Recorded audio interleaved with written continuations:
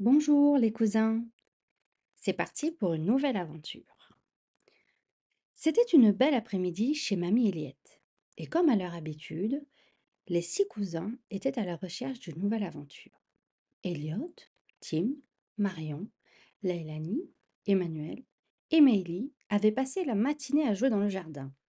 Mais une petite pluie les avait forcés à rentrer. Ils n'étaient jamais à court d'idées pour s'amuser. Et aujourd'hui, leur attention s'était retournée vers le cagibi de Mamie. Un lieu rempli de mystères et de vieilles babioles poussiéreuses. Je parie qu'on peut trouver quelque chose de super cool dans le KGB, suggéra Elliot en ouvrant les portes avec enthousiasme. Attention, mamie a dit de ne pas toucher à tout là-bas, avertit Meili, toujours la plus raisonnable du groupe. Ça va, on ne fait que regarder, répondit Elliot avec un sourire malicieux. Le KGB de mamie Elliott était un véritable trésor de vieille antiquité. Des vieux livres, des lampes à huile, des valises en cuir usé, tout un tas d'objets étranges dont personne ne connaissait l'utilité. C'est alors qu'Eliot tomba sur un petit boîtier en métal, couvert de symboles mystérieux.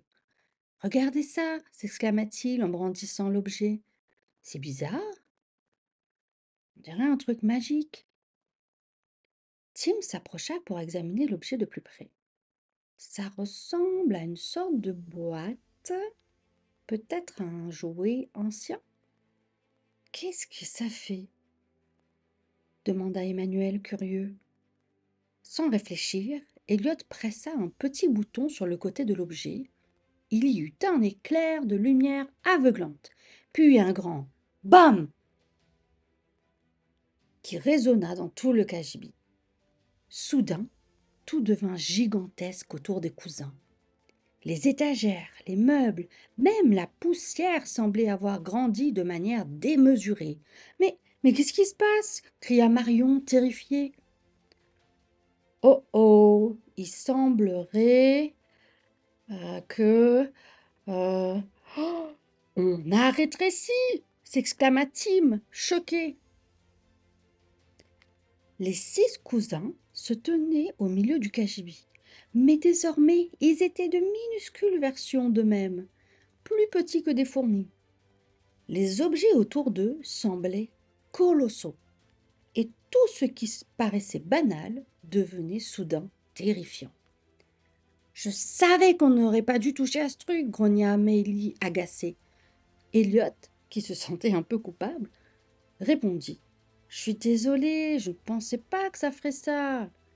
Mais comment on va revenir normaux demanda Leilani, ses petits yeux remplis de peur. On va devoir trouver un moyen de désactiver ce truc.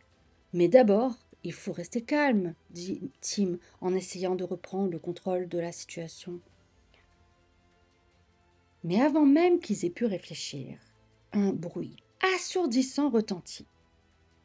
C'était le ronronnement sourd d'un aspirateur. La terreur les frappa immédiatement. Ça vient de la cuisine, cria Emmanuel, reconnaissant le son. Mamie était en train de passer l'aspirateur, sans se douter que ses petits-enfants étaient maintenant assez petits pour être aspirés comme de simples miettes. On doit sortir d'ici avant que Mamie vienne, hurla Tim. Courez! Ils se mirent à courir aussi vite que leurs petites jambes pouvaient les porter, traversant le sol du cagibi devenu une vaste étendue. Chaque recoin était un obstacle. Chaque craquement du bois sous leurs pieds semblait résonner comme un tremblement de terre. Ils grimpèrent sur une pile de livres en équilibre précaire. Ils se dirigèrent vers une fissure dans le mur par laquelle ils pouvaient se glisser.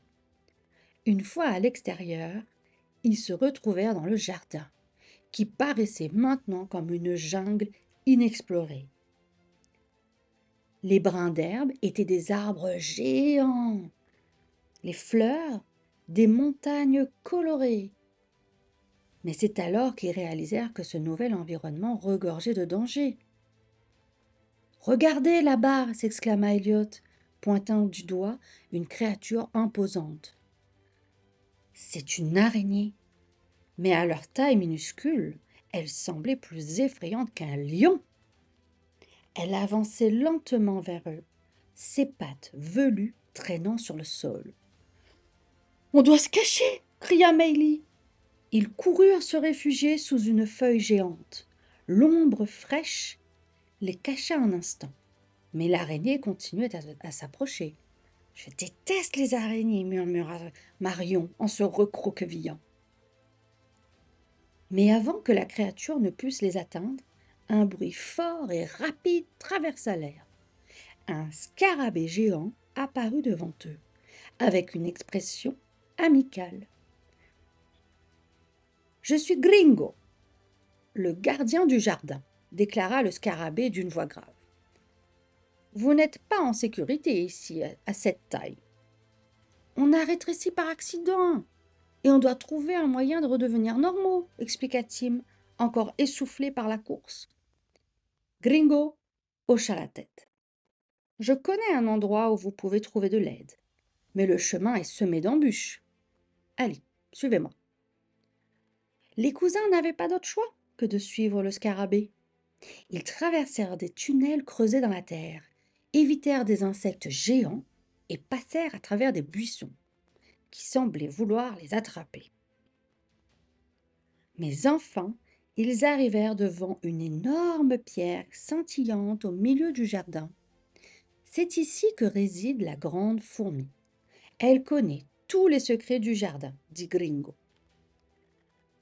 Ils s'approchèrent de la pierre, où une fourmi beaucoup plus grande que les autres les attendait. Ses antennes bougeaient lentement, comme si elle réfléchissait profondément. « Pourquoi venez-vous dans mon domaine, petits humains ?» demanda la grande fourmi d'une voix résonnante. « On a été rétrécis par accident, » expliqua Elliot, « et on doit trouver un moyen de redevenir normaux. » La grande fourmi les observa attentivement. « Il y a un remède. Dans le cœur du jardin, vous trouverez une fleur dorée. Cette fleur a le pouvoir d'inverser ce genre de sortilège, mais elle est protégée par des guêpes. Vous devrez être courageux et prudent. » Les cousins échangèrent des regards inquiets. Mais ils n'avaient pas le choix. Ils le savaient. Gringo leur montra le chemin jusqu'à la fleur dorée. Et ils se mirent en route, prêts à affronter tous les dangers. Le chemin vers la fleur était encore plus périlleux que tout ce qu'ils avaient imaginé. Des fourmis géantes qui patrouillaient autour d'eux, des guêpes bourdonnaient dans le ciel, menaçantes. Mais les cousins restèrent unis. Arrivés devant la fleur dorée, ils virent des guêpes qui surveillaient chaque mouvement. Le moindre brin d'herbe, le moindre mouvement était surveillé. Tim, en bon stratège, proposa un plan. On doit distraire les guêpes pendant qu'un d'entre nous récupère la fleur. Emmanuel et Elliot attirèrent l'attention des guêpes en faisant du bruit, tandis que Tim et Meili s'approchèrent discrètement de la fleur. Tim tendit la main et cueillit la fleur délicatement. Au moment où il la toucha, une lumière dorée les enveloppa tous.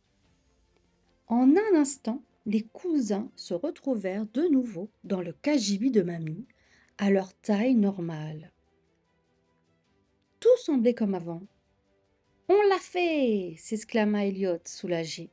« Plus jamais tu ne touches à des objets bizarres dans le cagibi, » dit Meili.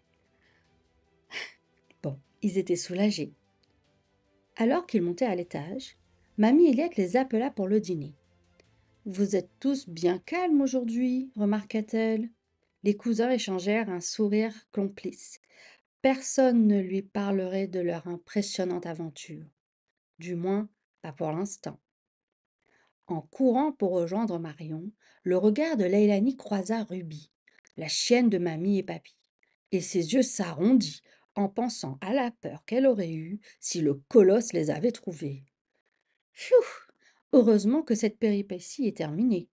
Elle balaya l'image d'un revers de la main et alla rejoindre sa joyeuse troupe de cousins qui jouaient bruyamment comme toujours dans la bonne humeur. C'est fini. Bisous les cousins.